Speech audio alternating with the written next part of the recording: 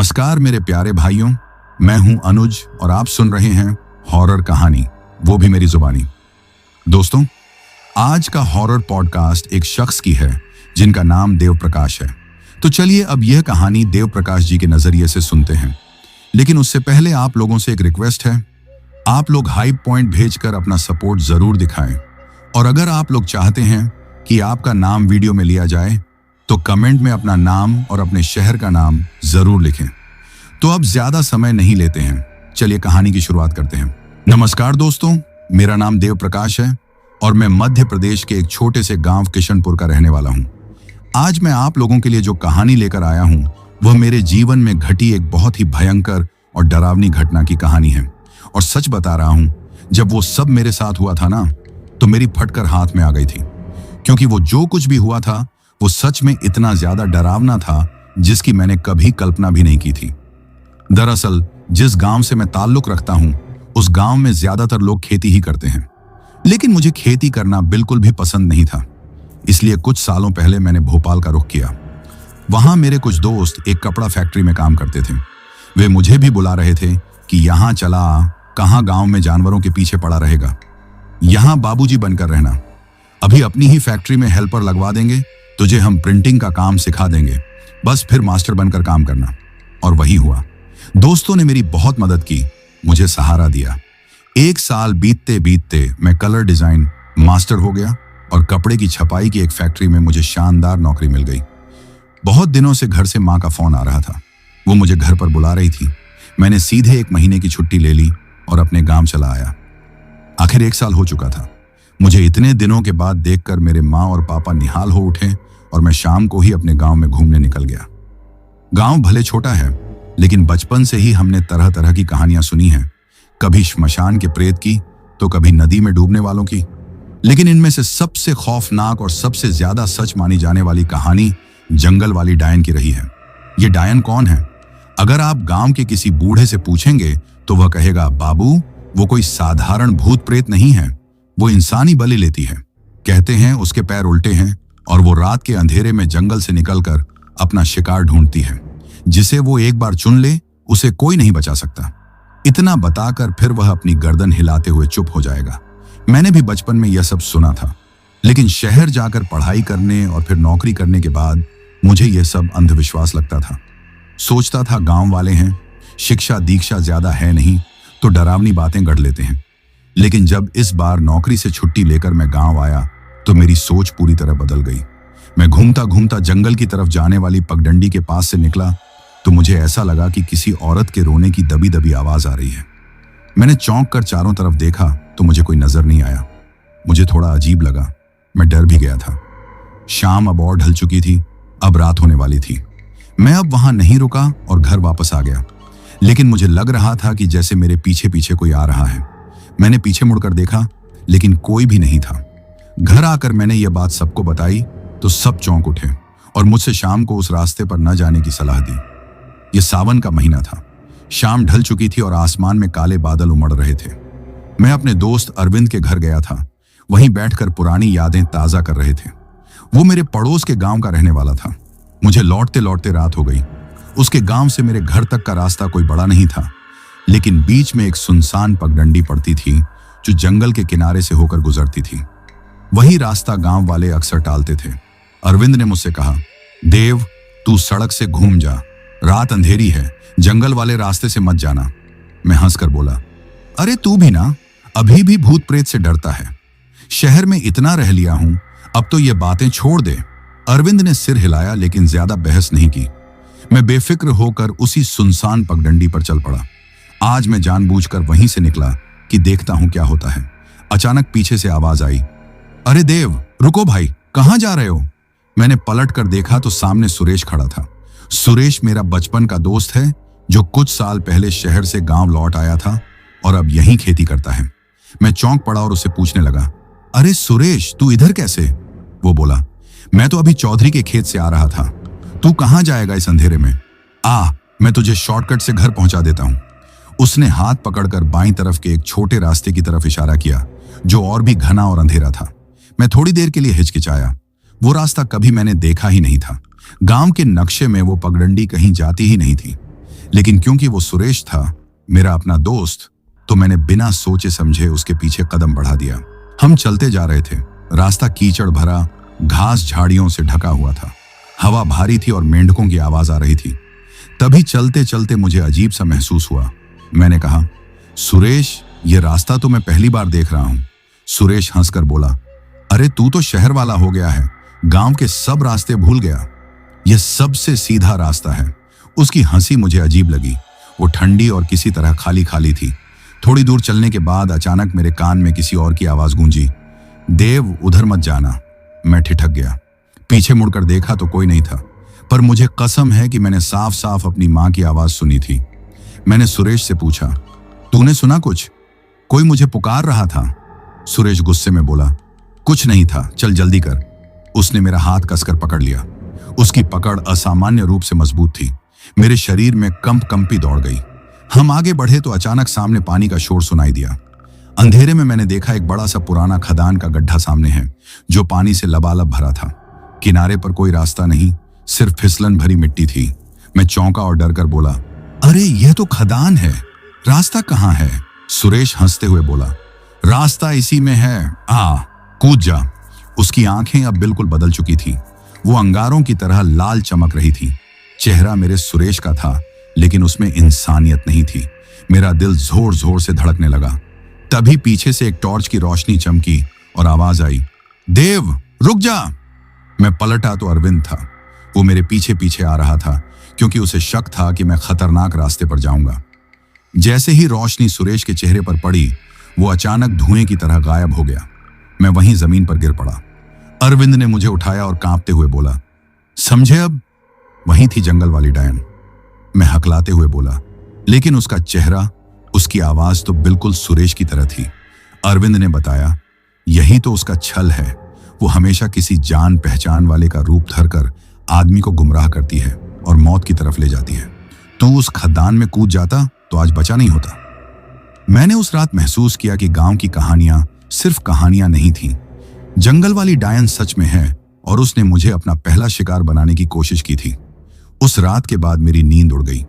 बार बार वही लाल आंखें और वही ठंडी हंसी मेरे कानों में गूंजती रही। लेकिन यह तो बस शुरुआत थी। अगले कुछ हफ्तों में जो हुआ, उसने साबित कर दिया कि डायन सिर्फ मेरे पीछे नहीं, बल्कि पूरे गांव के खून की प्यासी हो चुकी है। कुछ ही हफ्तों बाद राम प्यारे का पूरा परिवार गायब हो गया और हमारे गांव पर मनहूसियत का एक ऐसा साया पड़ा जिससे निकलना नामुमकिन लग रहा था। दोस्तों, उस रात के बाद मेरी जिंदगी पहले जैसी नहीं रही। डायन के साथ वो मेरा पहला और सीधा सामना था। मैं मौत के मुंह से बाल बाल बचकर लौटा था और अब मुझे इस बात पर कोई शक नहीं था कि हमारे गांव पर किसी बहुत ही भयानक और ताकतवर बला का साया है। मैं कई रातों तक सो नहीं पाया। जब भी आंखें बंद करता, मुझे सुरेश के चेहरे पर चमकती वो लाल आंखें और उसकी वो ठंडी खोखली हंसी याद आ जाती। गांव का माहौल अब और भी ज्यादा खराब हो चुका था। मेरी वाली घटना अब हर किसी की जुबान पर थी। लोग अब दिन के उजाले में भी अकेले घर से निकलने में डरते थे। शाम 5 बजे ही गलियां सूनी हो जाती थीं और दरवाजे अंदर से बंद हो जाते थे। ऐसा लगता था जैसे पूरे गांव ने खुद को नजरबंद कर लिया हो। लेकिन वो डायन रुकने वाली नहीं थी। उसका असली कहर तो अभी बाकी था। उस घटना के कुछ ही हफ्ते गुजरे होंगे। एक सुबह जब दूध वाला गांव के राम प्यारे काका के घर दूध देने पहुंचा तो दरवाजा अंदर से बंद था। उसने आवाज लगाई, दरवाजा खटखटाया, लेकिन कोई जवाब नहीं मिला। उसे लगा शायद सब सो रहे होंगे और वो आगे बढ़ गया। लेकिन जब दोपहर तक राम प्यारे काका या उनके परिवार से कोई बाहर नहीं दिखा तो पड़ोसियों को चिंता हुई। गांव के कुछ लोग इकट्ठा हुए। दरवाजा फिर से खटखटाया गया, लेकिन अंदर से कोई हलचल नहीं हुई। सबके मन में एक अनजानी सी दहशत घर करने लगी थी। सरपंच को बुलाया गया और उनकी मौजूदगी में दरवाजा तोड़ा गया। दोस्तों, अंदर का जो नजारा था उसे देखकर अच्छे अच्छों की रूह कांप जाए। घर का सारा सामान अपनी जगह पर था। चूल्हे पर रात की पकी हुई रोटियां और सब्जी वैसे की वैसे रखी थी। आंगन में बच्चों के खिलौने बिखरे पड़े थे। बिस्तर भी ऐसे लगे थे जैसे कोई अभी अभी सोकर उठा हो। लेकिन घर में एक भी इंसान मौजूद नहीं था। राम प्यारे काका, उनकी पत्नी और उनके 2 छोटे छोटे बच्चे चारों के चारों गायब थे। यह किसी चोरी डकैती का मामला बिल्कुल नहीं था, क्योंकि घर से एक कील तक गायब नहीं हुई थी। ऐसा लग रहा था जैसे वो चारों लोग बैठे बैठे हवा में ही घुल गए हों। इस घटना ने पूरे गांव को झकझोर कर रख दिया। अब यह साफ हो गया था कि डायन का अगला निशाना राम प्यारे काका का परिवार था। उस दिन चौपाल पर पंचायत बैठी। हर चेहरे पर डर और बेबसी थी। लोग अब गांव छोड़कर जाने की बातें करने लगे थे। सरपंच ने बड़ी मुश्किल से सबको समझाया। तभी गांव के एक बुजुर्ग ने सलाह दी, अब पानी सिर से ऊपर जा चुका है, हमें पास के कस्बे से भैरव ओझा को बुलाना होगा। सुना है वो बड़ी बड़ी आत्माओं को भी अपने वश में कर लेता है। यह बात सबको सही लगी। गांव वालों ने चंदा इकट्ठा किया और 2 नौजवानों को भैरव ओझा को लाने के लिए भेजा गया। अगले दिन भैरव ओझा गांव में आया। वो लंबा चौड़ा काले कपड़ों में लिपटा एक भयानक दिखने वाला आदमी था। उसकी आंखें लाल थीं, गले में हड्डियों की माला थी और हाथ में एक बड़ा सा त्रिशूल था। गांव में आते ही वो गरजा, कहां है वो दुष्ट आत्मा, आज भैरव उसका अंत कर देगा। उसकी बातों से लोगों को थोड़ी हिम्मत मिली। सरपंच उसे लेकर गांव के बाहर जंगल के किनारे गए। भैरव ने वहां जमीन पर कुछ लकीरें खींची, मंत्र पढ़े और हवा में राख फूंकी।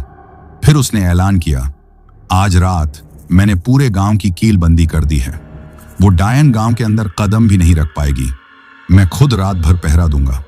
उस रात गांव वालों ने थोड़ी राहत की सांस ली, लेकिन मेरा मन अभी भी घबरा रहा था।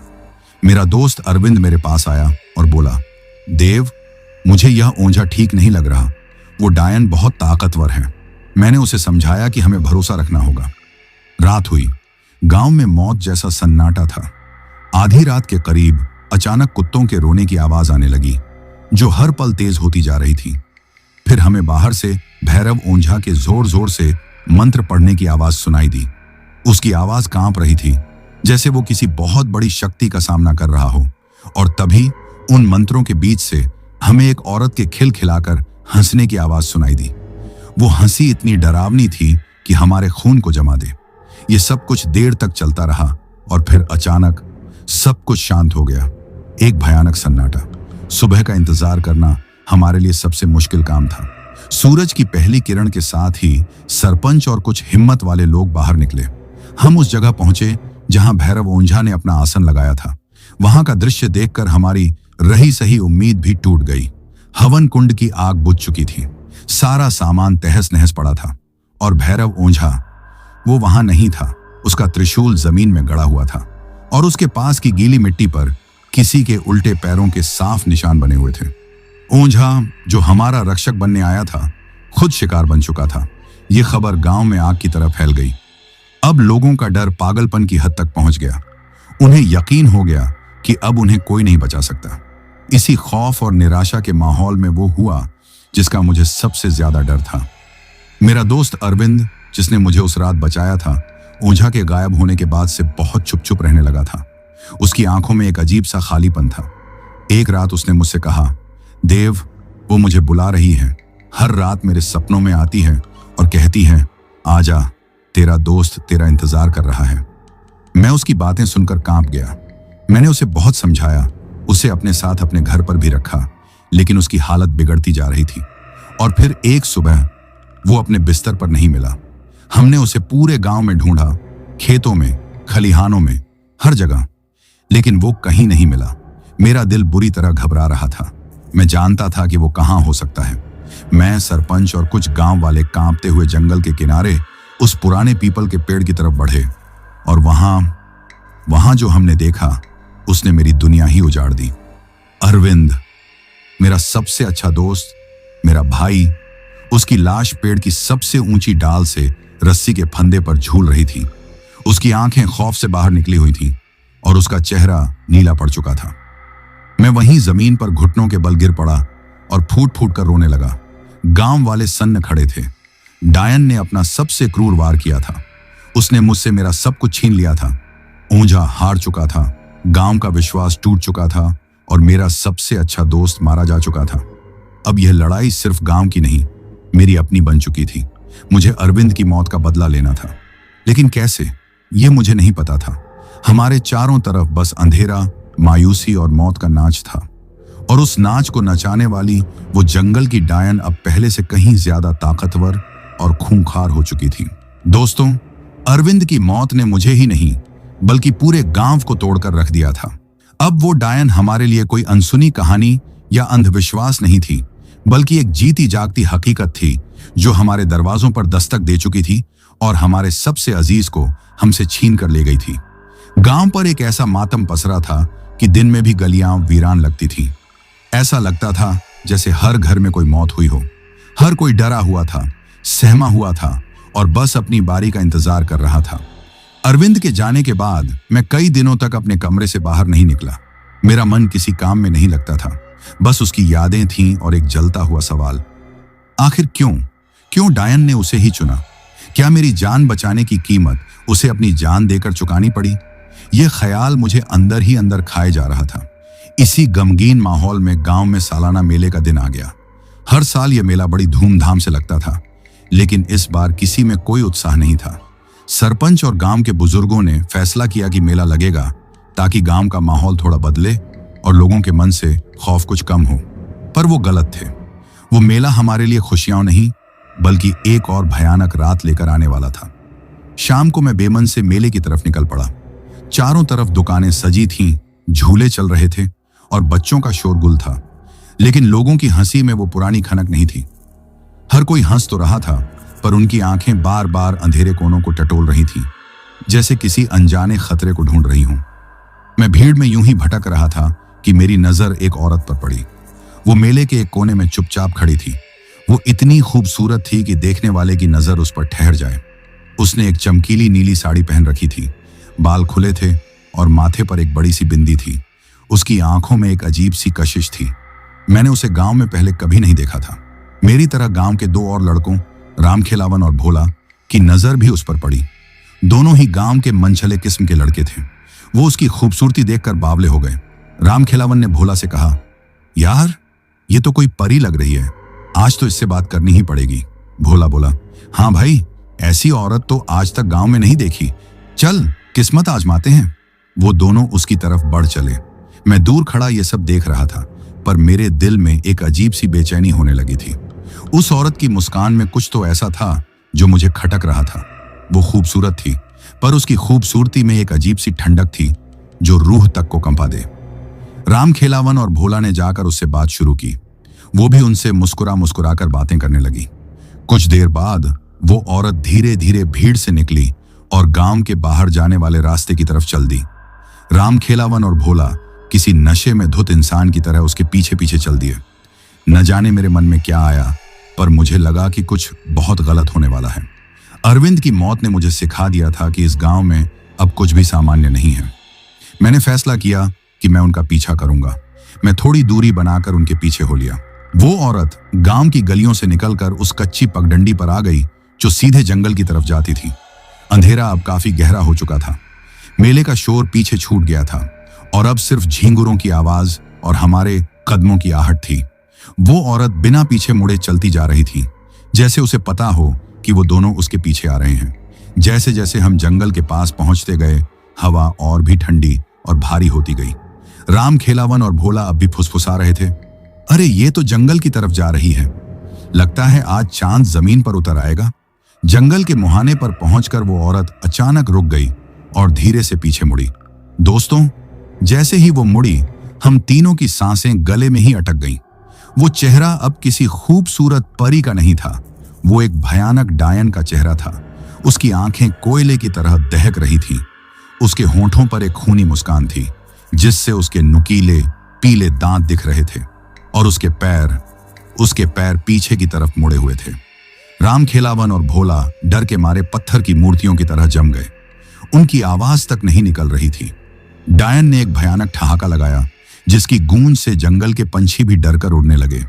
उसने अपनी लंबी नाखून वाली उंगली से रामखेलावन की तरफ इशारा किया और फुसफुसाई, आजा, मैं कब से तेरा ही इंतजार कर रही थी। अगले ही पल रामखेलावन ऐसे तड़पने लगा जैसे उसे हजारों बिच्छुओं ने एक साथ डंक मार दिया हो।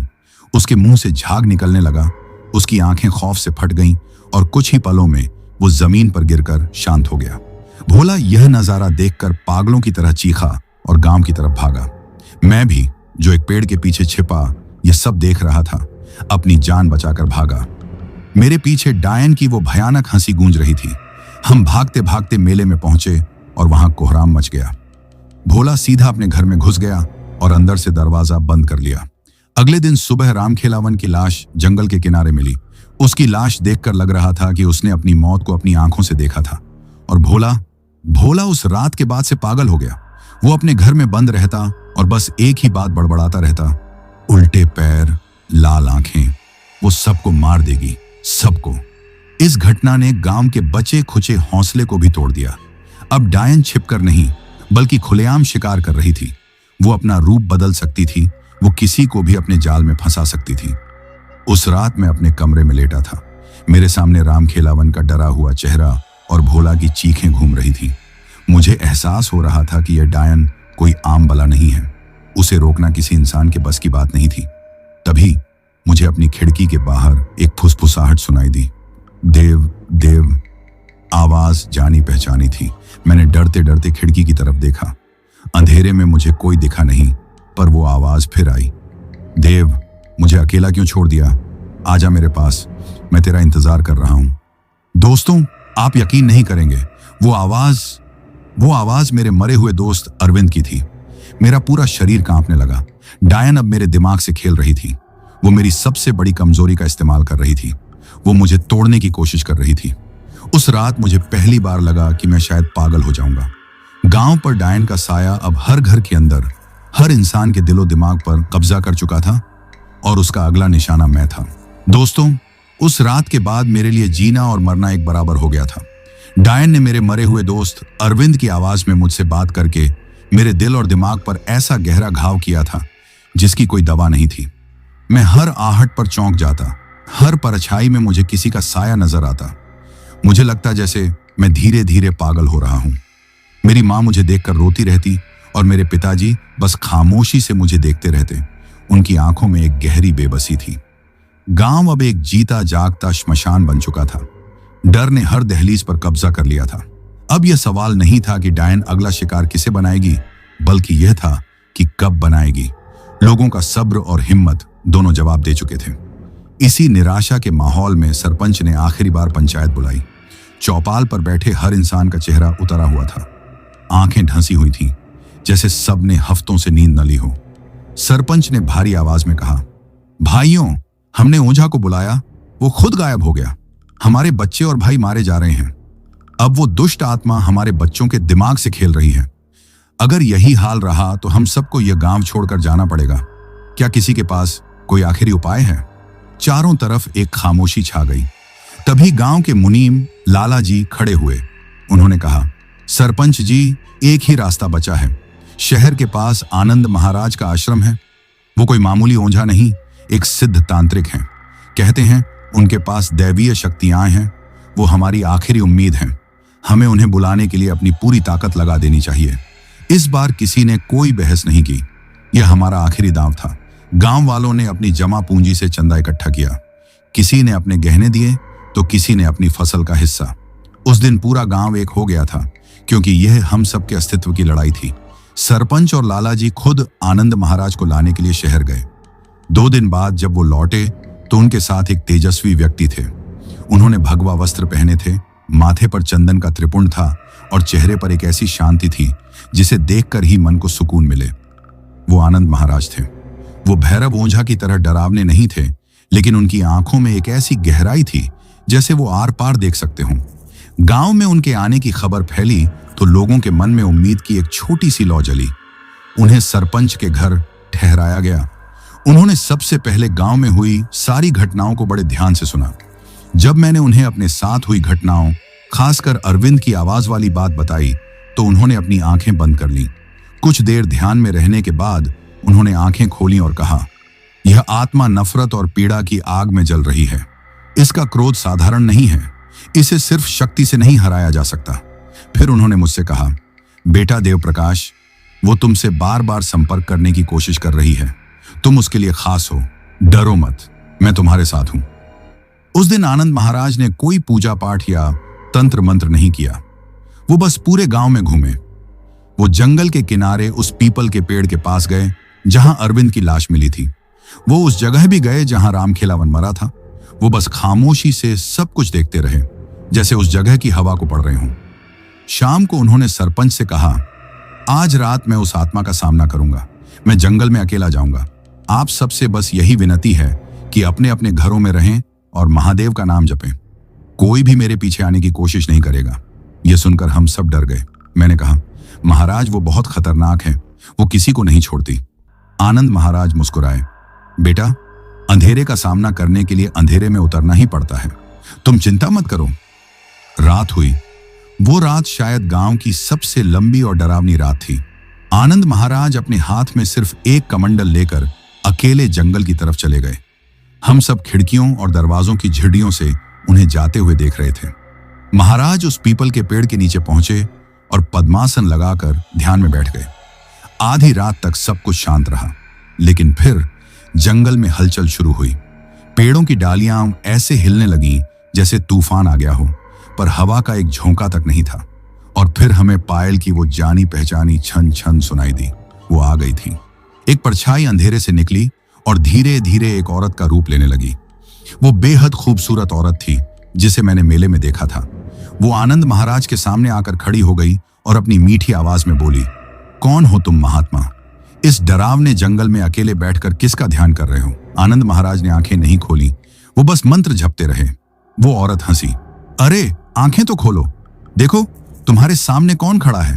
क्या तुम्हें मेरी खूबसूरती से डर नहीं लगता? यह कहकर वो उनके और करीब आ गई और अपना असली रूप दिखाने लगी। उसकी आंखें लाल हो गईं, दांत नुकीले हो गए और उसने अपने भयानक नाखून वाले हाथ उन पर हमला करने के लिए उठाए। लेकिन जैसे ही वो महाराज को छूने वाली थी, उनके शरीर के चारों तरफ एक नीला प्रकाश का गोला बन गया, जिससे टकराकर वो चीखती हुई पीछे जा गिरी। तो तू सच में कोई सिद्ध तांत्रिक है? वो गुस्से से गुर्राई। अब आनंद महाराज ने अपनी आंखें खोली। उनकी शांत आंखों में अब एक गजब का तेज था। उन्होंने कहा, मैं यहां तुमसे लड़ने नहीं, तुम्हें समझने आया हूं, तुम्हारे दर्द को जानने आया हूं। डायन पागलों की तरह हंसी। मेरा दर्द? तुम क्या जानोगे मेरा दर्द? मैं सिर्फ बदला लेना जानती हूं। यह कहकर उसने अपनी पूरी ताकत से उस नीले गोले पर हमला कर दिया। जंगल में एक भयानक टकराव शुरू हो गया। हमें दूर से बस तेज रोशनी के धमाके और डायन की भयानक चीखें सुनाई दे रही थीं। ऐसा लग रहा था जैसे दो दुनियाएं आपस में टकरा रही हों। यह लड़ाई काफी देर तक चली और फिर अचानक सब शांत हो गया। हम सब ने अपनी सांसें रोक लीं। क्या हुआ होगा? कौन जीता? क्या महाराज? हमारे दिल बुरी तरह धड़क रहे थे। कुछ देर बाद हमने देखा कि आनंद महाराज धीरे धीरे जंगल से बाहर आ रहे हैं।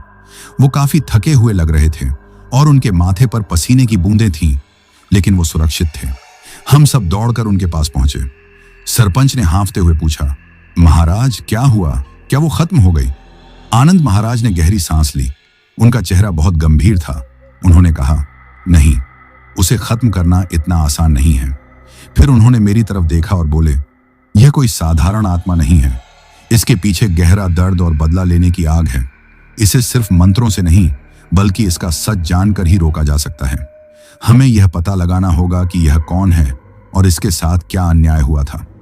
आनंद महाराज की बातों ने हमारे सामने एक नया सवाल खड़ा कर दिया था। लड़ाई सिर्फ एक डायन से नहीं थी, बल्कि उसके अतीत में छिपे एक भयानक रहस्य से थी। और जब तक वो रहस्य नहीं खुलता, हमारे गांव को मुक्ति नहीं मिलने वाली थी। दोस्तों, आनंद महाराज की बातों ने गांव के माहौल को पूरी तरह बदल दिया था। डर अभी भी था, लेकिन अब उस डर के साथ एक मकसद भी जुड़ गया था। अब हम सिर्फ असहाय शिकार नहीं थे जो अपनी मौत का इंतजार कर रहे थे। अब हमें उस डायन को हराना नहीं, बल्कि उसके पीछे छिपे सच को जानना था। हमें एक ऐसी कहानी को उजागर करना था जो शायद सालों से हमारे गांव की मिट्टी में दफन थी। आनंद महाराज ने अगले दिन सुबह ही सरपंच के घर पर गांव के मुख्य लोगों की बैठक बुलाई। उन्होंने अपनी योजना बताई। उस आत्मा को उसकी कहानी बताने पर मजबूर करने के लिए हमें उसे पकड़ना होगा, उसे मंत्रों के बंधन में जकड़ना होगा ताकि वो अपनी नफरत की शक्ति का इस्तेमाल न कर सके। यह सुनकर सब खामोश हो गए। एक ऐसी बला को पकड़ना जिसने भैरव ओझा जैसे तांत्रिक को गायब कर दिया था, मौत को दावत देने जैसा था। महाराज ने आगे कहा, यह काम आसान नहीं होगा। इसके लिए मुझे गांव के 12 सबसे हिम्मत वाले नौजवानों की जरूरत पड़ेगी जो रस्सियों और जंजीरों को संभाल सकें, और मुझे एक चारे की भी जरूरत पड़ेगी। यह सुनकर सबकी नजरें मेरी तरफ घूम गईं। मैं जानता था कि वो चारा मैं ही था। डायन ने मुझे सीधे सीधे धमकी दी थी। वो मेरे खून की प्यासी थी और मेरी ही मौजूदगी उसे खुले में आने पर मजबूर कर सकती थी। मेरे अंदर एक सिहरन दौड़ गई। मौत के मुंह में जाने का ख्याल ही भयानक था। लेकिन फिर मुझे अरविंद का हंसता हुआ चेहरा याद आया। मुझे उसकी लाश याद आई जो उस पीपल के पेड़ से झूल रही थी। मेरे अंदर का डर गुस्से में बदल गया। मैंने खड़े होकर कहा, महाराज, मैं तैयार हूं। मेरी मां रोने लगी, लेकिन मेरे पिताजी ने मेरे कंधे पर हाथ रखकर कहा, मुझे मेरे बेटे पर गर्व है। अगली रात पूर्णिमा की थी। आनंद महाराज ने कहा कि यह रात अनुष्ठान के लिए सबसे उत्तम है। योजना के अनुसार जंगल के उसी पीपल के पेड़ के पास तैयारी शुरू हुई। महाराज ने जमीन पर सिंदूर, हल्दी और अभिमंत्रित चावल से एक बहुत बड़ा और जटिल सुरक्षा चक्र बनाया। उस चक्र के चारों तरफ लोहे की मोटी मोटी जंजीरें बिछा दी गईं, जिन पर महाराज ने घंटों तक मंत्र फूंके थे। गांव के 12 सबसे तगड़े नौजवान हाथों में मोटी रस्सियां लिए उस चक्र के चारों तरफ अंधेरे में छिपकर तैनात हो गए। योजना यह थी कि जैसे ही डायन मुझे पकड़ने के लिए चक्र के अंदर आएगी, वो मंत्रों के जाल में फंस जाएगी और तभी नौजवान रस्सियां और जंजीरें खींचकर उसे जकड़ लेंगे और मुझे उस चक्र के ठीक बीच में बैठना था, अकेला। रात जैसे जैसे गहरी हो रही थी, मेरा दिल वैसे वैसे जोरों से धड़क रहा था। जंगल में एक भयानक सन्नाटा था, जिसे झींगुरों की आवाज और भी डरावना बना रही थी। मैं उस चक्र के बीच में बैठा था और हर पल मुझे ऐसा लग रहा था जैसे कोई मुझे अंधेरे में से घूर रहा है। आनंद महाराज चक्र के बाहर ध्यान में बैठे थे। आधी रात हुई और फिर वो आई। पहले हमें पायल की धीमी छन छन सुनाई दी। फिर अंधेरे से एक सफेद साया निकला और धीरे धीरे मेरी तरफ बढ़ने लगा। वो अपने असली भयानक रूप में थी। बिखरे बाल, खून जैसी लाल आंखें और उल्टे पैर। वो चक्र के बाहर आकर रुक गई। उसने मुझे घूर कर देखा और एक खूनी मुस्कान के साथ बोली, तो आज तू खुद अपनी मौत के पास चला आया। अच्छा है, आज तेरा खेल खत्म। यह कहकर उसने मुझे पकड़ने के लिए चक्र के अंदर कदम रखा और जैसे ही उसका पैर उस सिंदूर की रेखा के पार हुआ, एक जोर का धमाका हुआ। जमीन पर बने सारे निशान नीली रोशनी से चमकने लगे। लोहे की जंजीरें जो बेजान पड़ी थीं, अचानक सांपों की तरह जिंदा हो गईं और हवा में लहराती हुई उसके शरीर से लिपट गईं। डायन एक ऐसी भयानक चीख के साथ तड़पने लगी जिसे सुनकर हमारे कान सुन्न हो गए। अब आनंद महाराज गरजे। 12 नौजवान अंधेरे से निकले और उन्होंने एक साथ रस्सियां खींची। डायन अब पूरी तरह से मंत्रों, रस्सियों और जंजीरों के जाल में जकड़ी जा चुकी थी, पर उसकी ताकत अविश्वसनीय थी। वो ऐसे छटपटा रही थी कि 12 लोग मिलकर भी उसे मुश्किल से संभाल पा रहे थे। आनंद महाराज उसके सामने आए। उन्होंने अपने कमंडल से गंगा जल छिड़का, जिससे वो और भी जोर से चीखी। महाराज ने अपनी दृढ़ आवाज में कहा, अब सच बोलने का समय आ गया है। कौन हो तुम? क्यों इस गांव के पीछे पड़ी हो? बताओ। डायन ने नफरत से उन्हें घूरा। फिर उसकी फटी हुई दर्द भरी आवाज उस सन्नाटे में गूंजी, तुम मेरा सच जानना चाहते हो? तो सुनो, मेरा नाम राधिका था। मैं भी तुम्हारी तरह एक इंसान थी, एक पत्नी थी, एक मां थी। मेरा भी एक हंसता खेलता परिवार था, जिसे लालच और धोखे ने उजाड़ दिया। उसकी आवाज में इतना दर्द था कि गांव वालों की आंखों में भी आंसू आ गए। उसने अपनी कहानी सुनाई। मेरा ब्याह 9 गांव के हरिदास से हुआ था। हम गरीब थे पर खुश थे। सालों की मन्नतों के बाद भगवान ने मुझे एक बेटा दिया। वो मेरी दुनिया था, लेकिन मेरी यह खुशी मेरे जेठ रामपाल को देखी नहीं गई। उसकी नीयत हमारी जमीन पर खराब थी। उसने और उसकी बीवी ने मेरे पति के कान भरने शुरू कर दिए और एक दिन, एक अमावस की रात, मेरी जेठानी मेरे जिगर के टुकड़े को खिलाने के बहाने बाहर ले गई और उसे मार डाला। यह कहते हुए वो फूट फूट कर रोने लगी और उसकी आंखों से आंसुओं की जगह खून की बूंदें टपक रही थीं। मैंने सबको सच बताने की कोशिश की, पर किसी ने मेरा यकीन नहीं किया। मेरे पति ने भी मुझे ही दोषी मान लिया और अगले दिन उन सब ने मिलकर मुझे दूध में झड़ दे दिया। मेरी लाश को खेत के किनारे गाड़ दिया और गांव में खबर फैला दी कि मैंने खुदकुशी कर ली है। मेरी आत्मा भटकती रही, बदले की आग में जलती रही। फिर मुझे इस जंगल की पुरानी डायन मिली, जिसने मुझे अपनी शक्तियां देकर इस रूप में बदल दिया। उसकी कहानी सुनकर सब सन्न थे। यह किसी डायन की नहीं, बल्कि एक मजबूर मां की दर्दनाक दास्तान थी। आनंद महाराज ने शांत स्वर में कहा, तुम्हारे साथ घोर अन्याय हुआ राधिका, लेकिन इस गांव के लोगों ने तुम्हारा क्या बिगाड़ा था? अरविंद, रामखेलावन, ये तो निर्दोष थे। ये सुनते ही राधिका पागलों की तरह हंसी। निर्दोष? इस गांव में कोई निर्दोष नहीं है तांत्रिक। मेरे पति और जेठ ने यह पाप अकेले नहीं किया था। उनकी मदद करने वाले, पैसों के चंद टुकड़ों के लिए बिक जाने वाले कमीने इसी गांव के थे। यह सुनकर पूरे गांव में हलचल मच गई। राधिका ने अपनी लंबी नाखून वाली उंगली से भीड़ में खड़े 3 लोगों की तरफ इशारा किया। वो देखो, वो खड़े हैं मेरे असली गुनहगार, भोला, शंकरलाल और श्यामू। पूछो इनसे, पूछो कि क्या इन्होंने मेरे जेठ रामपाल का साथ नहीं दिया था। पूछो कि क्या भोला ने ही झर लाकर नहीं दिया था। पूछो कि क्या शंकरलाल और श्यामू ने मेरे मासूम बच्चे की लाश को दफनाने में मदद नहीं की थी। सबकी आंखें उन तीनों की तरफ घूम गईं। भोला, शंकरलाल और श्यामू डर के मारे थर थर कांप रहे थे। उनके चेहरे का रंग ऐसे उड़ गया था जैसे किसी ने उनका सारा खून निचोड़ लिया हो। अचानक गांव का सारा मंजर बदल गया। लड़ाई अब किसी बाहरी दुश्मन से नहीं थी। दुश्मन तो हमारे बीच ही मौजूद था। सालों से हमारे साथ हंसता बोलता और रहता आया था। राधिका की दास्तान ने एक ऐसे कड़वे सच को उजागर कर दिया था जिसने हमारे गांव की नींव को ही हिलाकर रख दिया था। दोस्तों, राधिका का इल्जाम किसी बिजली की तरह हम सब पर गिरा था। पूरा गांव सन्न था। हम जिन लोगों को सालों से अपना समझते आए थे, जिनके साथ उठते बैठते और हंसते बोलते थे, वो एक मासूम बच्चे और उसकी मां के कातिल निकले, यह सोचकर ही घिन आ रही थी। सबकी नजरें भीड़ में कांप रहे भोला, शंकरलाल और श्यामू पर थीं। उनके चेहरे पर जो खौफ था वो किसी भी कबूलनामे से बढ़कर था। सरपंच हरनाम सिंह गुस्से से आगे बढ़े। उनकी आवाज में अब गांव के मुखिया की गरज थी। क्या यह सच है शंकर? जवाब दो, क्या इस आत्मा की बातों में सच्चाई है? शंकरलाल और श्यामू तो कुछ बोल ही नहीं पाए, बस उनकी आंखें फटी की फटी रह गईं। लेकिन भोला शायद मौत को इतने करीब देखकर टूट गया। वो जमीन पर गिर पड़ा और आनंद महाराज के पैरों को पकड़कर गिड़गिड़ाने लगा। हाँ महाराज, हाँ, ये सच है। हमें माफ कर दीजिए, हमसे बहुत बड़ा पाप हो गया है। उसका कबूलनामा सुनते ही गांव वालों में एक गुस्से की लहर दौड़ गई। लोग उन तीनों की तरफ बढ़ने लगे। शायद आज वो उन्हें अपने हाथों से ही सजा दे देते। रुको! आनंद महाराज की आवाज गूंजी। कानून को अपने हाथ में मत लो। फिर उन्होंने भोला से कहा, पूरी बात बताओ, क्या हुआ था उस दिन? भोला ने रोते रोते सब कुछ उगल दिया। उसने बताया कि कैसे राधिका का जेठ रामपाल उन तीनों के पास आया था। उसने उन्हें जमीन का एक हिस्सा और कुछ पैसों का लालच दिया था। भोला ने कबूल किया कि उसी ने रामपाल को वो झरला कर दिया था। शंकरलाल और श्यामू ने कांपते हुए कबूल किया कि उन्होंने ही रामपाल के साथ मिलकर राधिका के मासूम बच्चे की लाश को खेत में दफनाया था और बाद में राधिका की लाश को ठिकाने लगाने में भी मदद की थी। यह सुनकर गांव वालों का खून खौल उठा। औरतें उन तीनों को बद्दुआएं देने लगीं। हमारे अपने ही गांव के लोग इतने गिर सकते हैं, यह सोचकर मेरा सिर शर्म से झुक गया। और जैसे जैसे यह सच बाहर आ रहा था, जंजीरों में जकड़ी राधिका की शक्ति बढ़ती जा रही थी।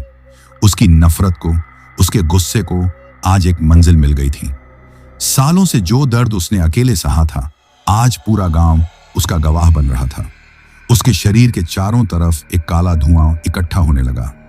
जंजीरें जो उसे बांधे हुए थीं, अब आग की तरह लाल होकर तपने लगी थीं। आनंद महाराज ने यह देखकर चिल्लाया, इसके क्रोध को इसका सच और भी शक्ति दे रहा है, इसे काबू में रखो। नौजवानों ने रस्सियां और जोर से खींची, लेकिन अब राधिका की ताकत के आगे उनकी हिम्मत जवाब दे रही थी। इंसाफ! राधिका की आवाज अब और भी भयानक हो गई थी। मेरा इंसाफ कानून नहीं करेगा, मैं करूंगी। यह कहते ही उसने एक ऐसी भयानक चीख मारी जिससे पूरा जंगल कांप गया। लोहे की मोटी मोटी जंजीरें कांच की तरह टूटकर बिखर गईं। रस्सियां उछलकर राख हो गईं। राधिका आजाद थी। गांव वालों में भगदड़ मच गई। लोग अपनी जान बचाने के लिए पागलों की तरह भागने लगे। भागो मत, घेरा बनाकर रखो, आनंद महाराज चिल्लाते रहे। लेकिन अब किसी में इतनी हिम्मत नहीं थी कि उस मौत की परछाई का सामना कर सके। राधिका सबसे पहले भोला की तरफ लपकी, जो जमीन पर पड़ा गिड़गिड़ा रहा था। तूने मुझे झड़ दिया था, वो गुर्राई, अब तू भी उसी का स्वाद चख। यह कहते ही उसने भोला की तरफ फूंक मारी। भोला अचानक ऐसे तड़पने लगा जैसे उसने झर पी लिया हो। उसके मुंह से नीला झाग निकलने लगा, उसका शरीर ऐंठने लगा और कुछ ही पलों में उसकी लाश जमीन पर पड़ी थी। यह खौफनाक नजारा देखकर शंकरलाल और श्यामू चीखते हुए भागने लगे। लेकिन राधिका की नजरों से वो कहां बच सकते थे। तुमने मेरे बच्चे को जमीन में दफनाया था, राधिका की आवाज गूंजी। अब तुम्हारी कब्र भी यही जमीन बनेगी। उसने अपने हाथ जमीन की तरफ किए। अचानक जिस जमीन पर शंकरलाल और श्यामू भाग रहे थे वो दलदल में बदल गई। उनके पैर घुटनों तक मिट्टी में धंस गए। वो चीखते रहे, बाहर निकलने की कोशिश करते रहे, लेकिन वो हर पल और भी नीचे धंसते जा रहे थे। देखते ही देखते वो दोनों हमारी आंखों के सामने जिंदा जमीन में समा गए। उनकी आखिरी चीखें उस दलदल में ही दफन हो गईं। अपने तीनों गुनहगारों को भयानक मौत देने के बाद राधिका हवा में खड़ी थी।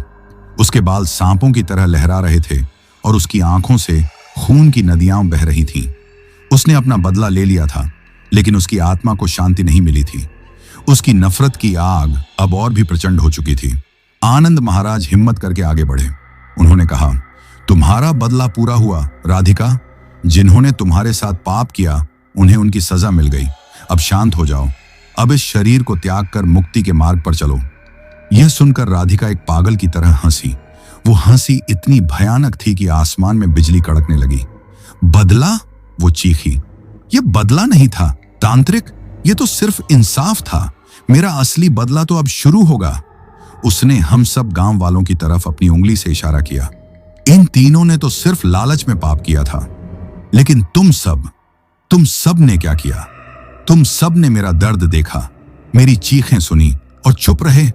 किसी ने मेरी मदद नहीं की। तुम सब ने मुझे और मेरे बच्चे को भुला दिया।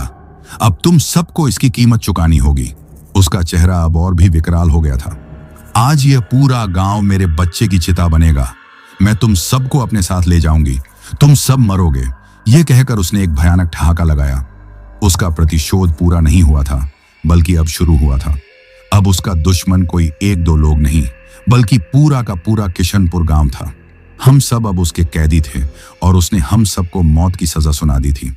दोस्तों, राधिका के उस भयानक ऐलान के बाद हम सब पर जैसे मौत का साया मंडराने लगा था। वो अब सिर्फ एक बदला लेने वाली आत्मा नहीं थी, वो प्रलय का दूसरा नाम बन चुकी थी।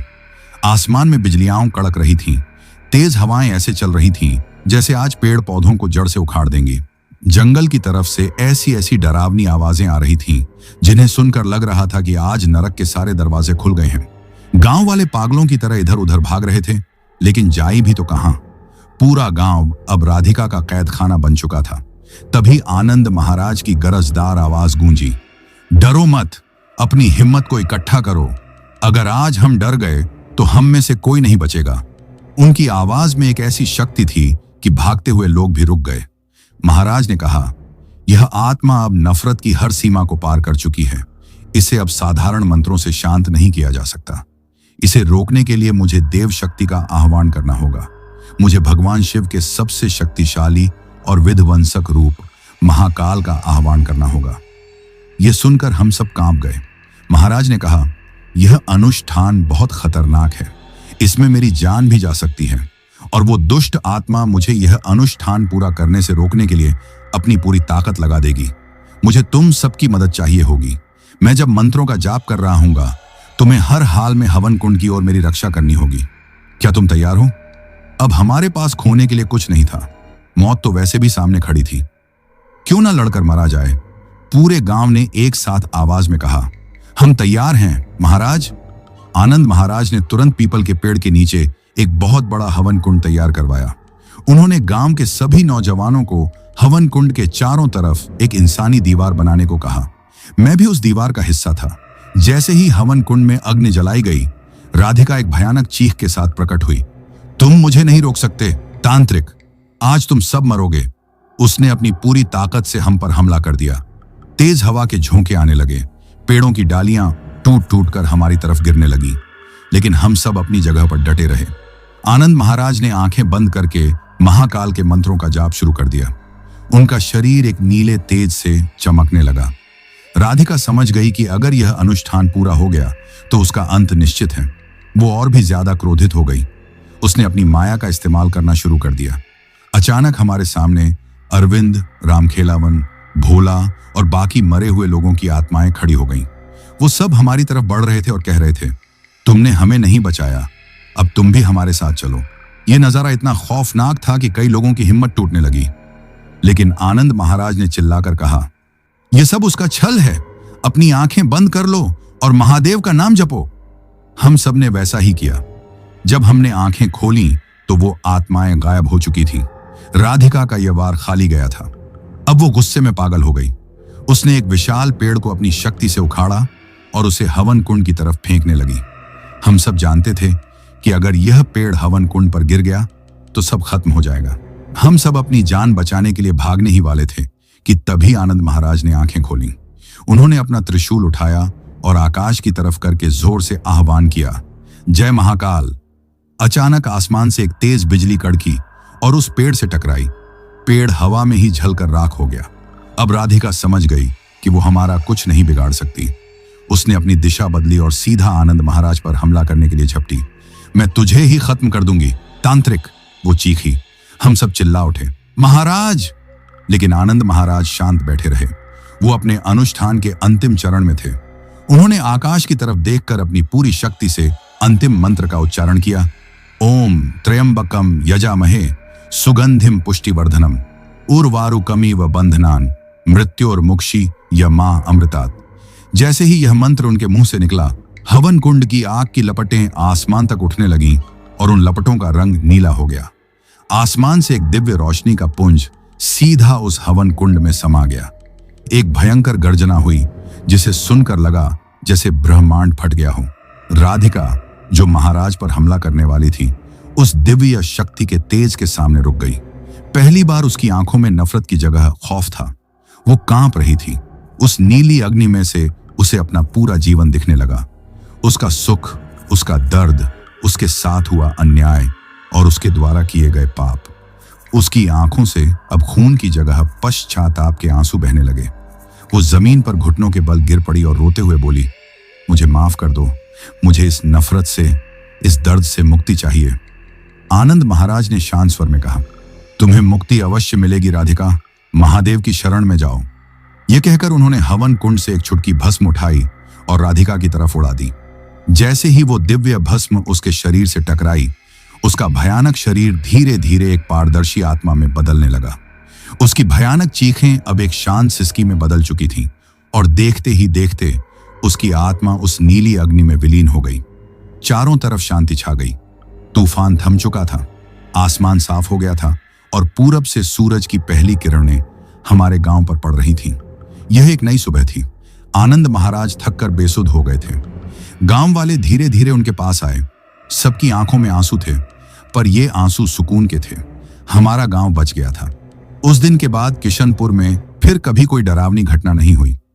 आनंद महाराज कुछ दिन हमारे गांव में रहे और फिर हमें आशीर्वाद देकर चले गए।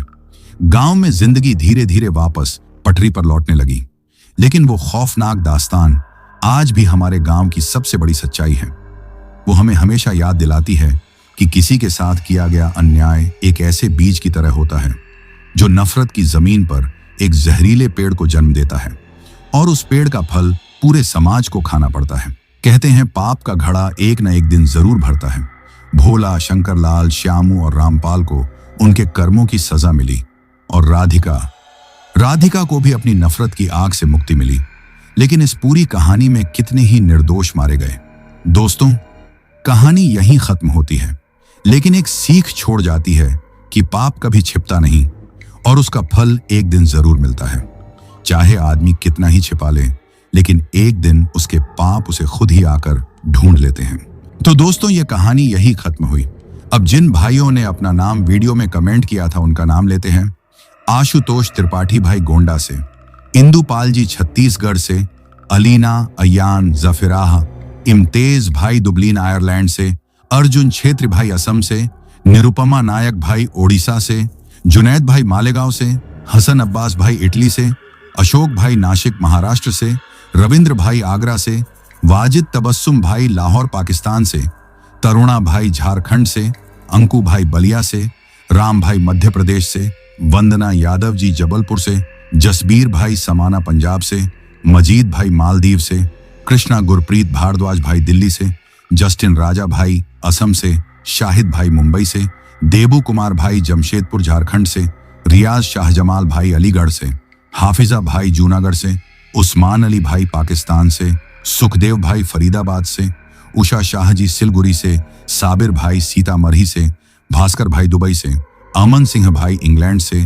सूरज सूजले भाई महाराष्ट्र से, मुन्ना भाई म्यांमार से, दिवाकर मोहर भाई कुलेश्वर से, साहिल खान भाई नागपुर महाराष्ट्र से, गुरफान खान भाई उत्तर प्रदेश से, ख्वाजा पुनीत भाई रायचूर से, रजत और रितिका जी शिमला से, सूर्या भाई हरियाणा से, अरुण पासवान भाई बिहार से, रिक्की भाई दार्जिलिंग से, फैजान भाई दिल्ली से, अरुण कुमार भाई अयोध्या से, अंसार खान भाई मेवाड़ से, राम बाबू भाई बिलासपुर से, दीप ढीलों भाई चंडीगढ़ से, मनोज भाई इंडिया से, अमोल भाई विरार से, पंकज भाई हरियाणा से, दृष्टि और बैसा देवी जी दिल्ली से, अजय भारद्वाज भाई आजमगढ़ उत्तर प्रदेश से, अयान नवीद भाई एंड्रान शेरावाले गेट से, प्रवीण पांडेय भाई मध्य प्रदेश से, इरफान भाई झारखंड से, मिराज भाई जयपुर से, दीपक भोयर भाई अर्जुनाली गांव से, प्रियांशी जी सूरत से, पवन भाटी भाई बुलंदशहर से, सुरजीत मोगा भाई पंजाब से, ललित चंद्र भाई हुद्दिया भिवांडी महाराष्ट्र से, सनम खान जी कराची पाकिस्तान से, अजय कोरी भाई प्रतापगढ़ से, ज्योतिर्मोई देवबार्मा जी त्रिपुरा से, नितिन वर्मा भाई उत्तम नगर दिल्ली से, राम रूपनदेही भाई नेपाल से, ताजवली खान और मुस्तफा खान भाई इंग्लैंड से, मनोज खादगी भाई नेपाल से, किशोर रामावत भाई नोएडा से, हैदर नवाजी भाई इंडिया से, बबुली जी ओडिशा से, यूसुफ शाह भाई लाहौर पाकिस्तान से, गौरव कोहली भाई दिल्ली से, मयंक कुशवाहा भाई आगरा से, रंजीत कुमार भाई उत्तर प्रदेश बहराइच से, नरेश किरण दुर्गेश भाई छत्तीसगढ़ से, मुकेश ठाकुर भाई फरीदाबाद हरियाणा से, मोहन जी झारखंड से, पूनम जी जमशेदपुर झारखंड से, प्रणब भाई असम से, मेहुल वर्मा भाई प्रयागराज से, पूजा घोष जी असम से, राहुल भाई ओडिशा से, ऋषभ और राकेश भाई पंजाब से, बाबू मंडल भाई राउरकेला से, शहजादी जी सऊदी अरब से, विनीता जी लखनऊ से, गोपाल भाई कोलकाता से, वाजिद तबस्सुम भाई पाकिस्तान से, वसीम अहमद भाई नागपुर महाराष्ट्र से, राम भदौरिया भाई मध्य प्रदेश से, गणेश पाठक भाई सूरत से, जीवन तमंग भाई काठमांडू नेपाल से, विनोद गुरुंग भाई दुबई से, कादिर शिकालगार से, अनिल चौहान भाई सिवान बिहार से, रॉकी भाई सोनीपत हरियाणा से, पूरन चंद बालोतरा भाई राजस्थान से, उर्वशी जी वेस्ट बंगाल दार्जिलिंग से, देवांश भाई ग्वालियर मध्य प्रदेश से, बलबिंदर सिंह भाई राजस्थान से, अभिषेक तिर्की भाई छत्तीसगढ़ से, ओमकार सिंह भाई झारखंड से, बापूनु भाई ओडिशा से, फिजा जी इस्लामाबाद पाकिस्तान से, अंबुज मिश्रा भाई नोएडा से, कुलविंदर कौर भाई लुधियाना से, संदीप सिंह भाई पंजाब से, योगपाल पांडेय भाई बस्ती से, संतोष कोरबा भाई छत्तीसगढ़ से, रंजीत तिवारी भाई कानपुर से, अविनाश भाई फरीदाबाद से, कमल भाई म्यांमार से, आजाद भाई दिल्ली से, राज मालवीय भाई मध्य प्रदेश से, सरोज भाई ओडिशा से, अवनीत जानवी और मानसी जालंधर पंजाब से, पीहू छावी और जतिन भाई चंडीगढ़ से, लकी राव भाई वाराणसी से, और जिन भाइयों ने अपना नाम कमेंट किया है लेकिन उनका नाम वीडियो में नहीं लिया गया है, तो भाइयों आप लोग टेंशन ना लें, आप लोगों का नाम अगली वीडियो में जरूर लिया जाएगा। और अगर आप लोग भी चाहते हैं कि आपका नाम वीडियो में लिया जाए तो अपना नाम और अपने शहर का नाम वीडियो में कमेंट करें। अगर आपको यह कहानी पसंद आई हो तो वीडियो को लाइक और चैनल को सब्सक्राइब करें ताकि और भी डरावनी कहानियां आप तक पहुंच सकें। कहानी को अंत तक सुनने के लिए दिल से धन्यवाद दोस्तों। आज के लिए बस इतना ही, मिलते हैं जल्द ही कुछ नई कहानियों के साथ। तब तक के लिए अपना ध्यान रखिए।